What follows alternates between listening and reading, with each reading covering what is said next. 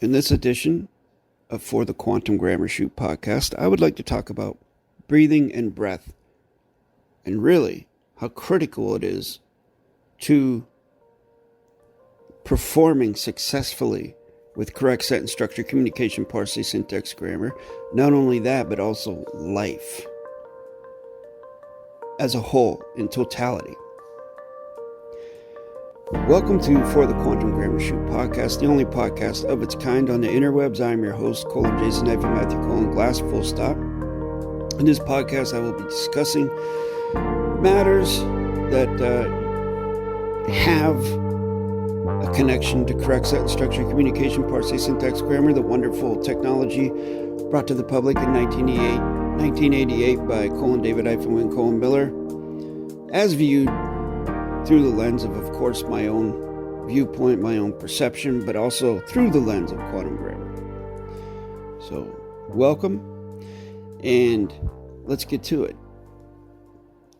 I want to make a video where I share correct sentence structure, communication, parsing, syntax, grammar, finite means for words like breath, spirit, life force, and these types of things. But I just have not had the now space to invest in it, to do it the way that I want to do it. So I'm going to hold off until I can actually make a nice, high quality video pertaining to that. So in the meantime, I can do this. I can record myself talking, and you can take it for what you think it's worth. So breathing. I think a lot of folks out there take breathing for granted because in the context of fourth way, Gurdjieff was the most popular, most well-known fourth way teacher. In the context of that, we have centers in our body. We have emotional center, we have intellectual center, we have moving center, instinctual center, and sexual center.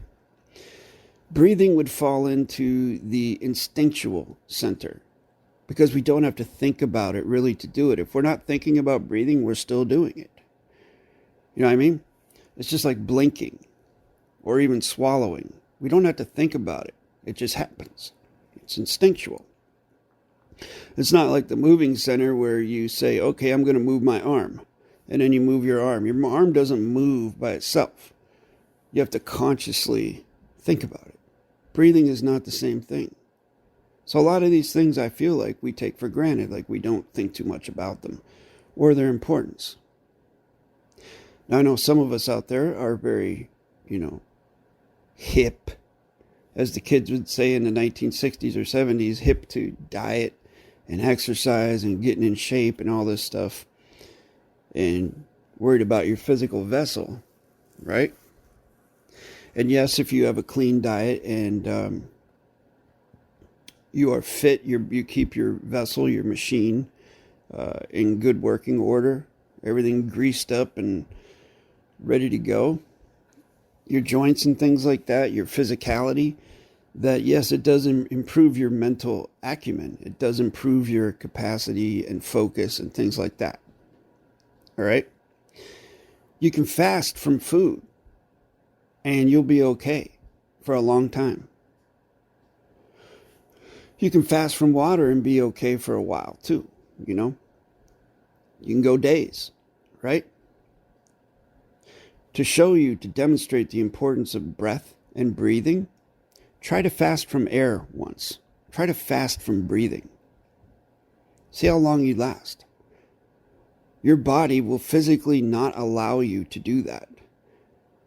Your body will force you to breathe. Your vessel, your machine. Why is that? What's the first thing that happens if you are forced to stop breathing? If oxygen is cut off, if air is cut off, what happens? You lose consciousness. Consciousness goes away. Okay? What happens if you stop eating? It's not the same thing. It's not even close to the same thing. So what I'm trying to impress upon you is the importance of breath and breathing. Gurdjieff said, a man who is not a master of his breath cannot master himself. He also said, in his own way, time is breath. Breath is time. And so to be a master of your breath, notice I'm not using the word control. Okay, I don't like to use words like that because that implies coercion. I prefer to use the word stewardship. To be a stewardship, a guide of your breath and your breathing, to master it, you have to practice. One of the ways that I learned to do this is the Wim Hof method. Now, I'm not being paid by Wim Hof to mention his program. I've been mentioning his program for years, actually. My tutor, Raven-Farhad-Tohidi-F-R-N, he introduced me to the Wim Hof method, and I began doing it. I began doing the breathing, the cold showers, all the other stuff, the push-ups and handstands and whatever, back in like 2019, I think it was. And I did it for a long time, on and off. I recently began with the breathing again. I had stopped for a year or two. I began with the breathing again at the beginning of this year, actually, because of some health issues that I had. I'll just come out and say it. Like, doctors went to doctors and things like that, and they had no idea what was going on with me. I had some heart issues the year before that I was rushed to the hospital for. You know, well, one could say they could call it a heart attack, but I mean, I don't know what's attacking my heart. They never really verified that, but that's what it was considered in the fiction medical terminology. And so I was dealing with issues with these types of things. And then at the end of last year, beginning of this year, I began having this thing where I would lose consciousness while I was standing up or doing something or even sitting down. Unexpectedly, it would just boom. I would lose consciousness. And it was debilitating for a while. You know, I was like, wow. And I would go to the doctor and tell them this, and they couldn't figure out why it was. Now, most of my life, I had a heart rate of between 50 and 60 beats per minute, a resting heart rate.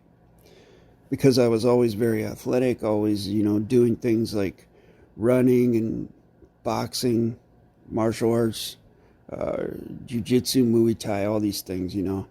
I always loved to train and spar and whatever. And so I was blessed with that type of heart rate because of the exercise that I did. But then, of course, as I got older and work became whatever you want to call it, like all-consuming, I began decreasing my physical activity like that. Because in the industry I was in, if you got promoted and moved up, that means you did less physical labor but worked more hours and made more money. So that's what I kind of fell into. I was a manager. So in any case, this leads me to where I am now. My choices that I made back then led me to where I am right now. And so at the beginning of this year, I had this losing consciousness thing, and the doctors couldn't figure out what was going on. They put me through all these stress tests, put me on a treadmill, tried to make me get out of breath. And one thing that they said to me, they were like, wow, you have amazing breath control. They said, we've never had someone in here who could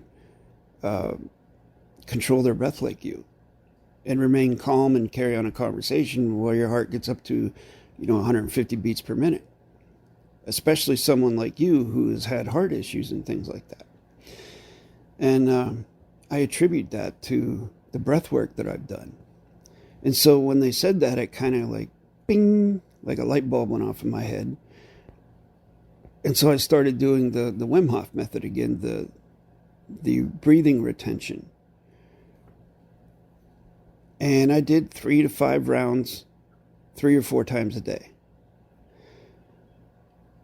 And guess what? You'll never guess. Within 2 months, the incidences of me losing consciousness virtually disappeared. Were gone. And as of right now, I have not lost consciousness since, I think, March.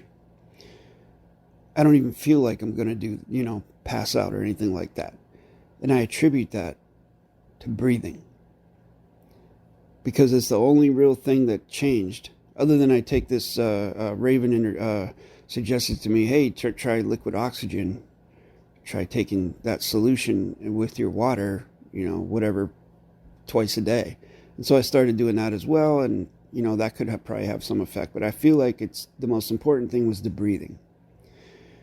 Getting that life-sustaining element circulating throughout my system through the Wim Hof method. And this pertains to correct sentence structure, communication, parsing, syntax, grammar 100%, because you can learn the grammar. You can learn how to create document, contract, postal vessel, court venues. You can have 100% grammar on them. You can know how to walk into a foreign vessel dry dock with this document, with you being the document, contract, court authority, i.e. judge, federal postal judge, plenipotentiary judge, whatever title you want to slap on yourself when you walk in there in a peaceful and neutral fashion to stop a trespass. You can call yourself whatever you want. I'm not going to argue with you. Except that you better know what you're doing. You can walk in there with all that knowledge and everything, but if you choke, if you get fearful, if you get afraid, or even if you get angry, there's a good chance it's going to fall apart and it's not going to turn out the way that you think it will. However, if you are a steward of your breathing, of your breath, if you can walk in there, keep a steady, consistent cadence in your speaking, much like how I'm speaking at this moment, choosing my words very carefully, people around you in that foreign vessel and dry dock situation will most likely use techniques and methods to attempt to rush you, to get your breathing faster. Because when you're out of breath, it's hard to think. It's hard to think clearly, I should say. And so, you just let those attacks, you could call them, those tactics, hit you like a warm or hot bucket of water, and just, boom, it hits you, and then it's gone. And you continue forward. And you do not consent or allow them to coerce you or bully you into speaking any faster or to modify your breathing with their adverb, verb, adjective, pronoun, fiction, babble bullshit. And of course, I would, if I were in that situation, in this now space juncture, I would be speaking louder, much louder. I would be projecting my voice, but I would be maintaining this cadence. And they will most likely try to do everything they can to get me out of there. And if they can't do that, or if they won't do that, then they will leave, i.e. recess, things like that. I'll bet there are even some listeners, i.e. viewers out there right now, who are wishing that I would return to my normal podcasting cadence, which I will right now. I'll return to talking like I was talking before. I'm just trying to give you an example of how one would do that and be a steward of their breathing. And that way, you put up a good aegis, AEGIS, safeguard for your vessel construct. If they cannot affect your breathing, then you can maintain your mental acumen, your mental clarity. And you can proceed with your knowledge and your document, contract, postal vessel, court, venue performances and navigate safely in and out of there and accomplish what you came there to accomplish, which is to stop a trespass. Because why else would you be there? I'm sure you wouldn't go there just to go there, right? So that's an example of how breathing connects to correct sentence structure, communication, parsing, syntax, grammar. Now, again, I'm going to try and put together a real quality video to give you more insight into this. Hell, maybe I might even, I was going to say maybe I could put together some workshops having to do with breathing and things like that, but I'm not a breathing teacher. I'm a grammar tutor. But this stuff does connect into it. If you want to learn about breathing, one of the places I highly recommend is Wim Hof. Start there. There are lots of other techniques you can use. And again, it's not a one-size-fits-all thing. It's like you got to find your own, the thing that vibes with you. But then you can use these things, not even just in a foreign vessel and dry dock, but in stressful situations in life. If you get into a heated argument with a loved one or a friend or in public, these things really help, because guess what? The way that the vibe, the aura that you are projecting as you walk through the sea of space in the public directly affects people around you. And if you have a calming effect, then that is going to create an effect on the people around you, especially if it's a stressful situation. I find that it helps tremendously in stressful situations. I can't even remember the last time I got into, someone confronted me in public out of anger. Really, I can't. And I believe it's because of this, the breathing, and also because of the three principles, the balance of the honor and the grace, the position of peace and neutrality, and the maintenance of rule one, rule equal. But breathing is so important. And I can't stress that enough. So I hope this has been helpful. I hope this gets some of you motivated to, at least do that, because even if you don't learn the grammar, this is something you can do. And it really costs you nothing, because Wim Hof's, how to do the retention breath that I do every day is available for free on his website. You can go on there and just watch a video, or on YouTube, actually. YouTube it. Yeah, Wim Hof method, breathing. There are lots of people out there with examples on how to do it. Try it out. As they say in the Wim Hof method, get high on your own supply. I truly believe that it would be beneficial to everyone, because without breath, there is no life. That's pretty important, at least from my humble perception. All right. Caveat emptor, que sera, sera.